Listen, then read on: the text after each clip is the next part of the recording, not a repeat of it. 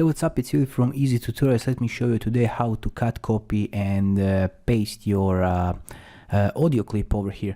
To do that, it's very simple. In the top left corner you can see that we have a move tool. If you select it, you can move this thing around, and you can for example press Ctrl C and position it, for example, your playhead over here, and press Ctrl V to paste. You can do this by right click and hit copy, and right click and hit paste. It's the same. To delete, just select delete.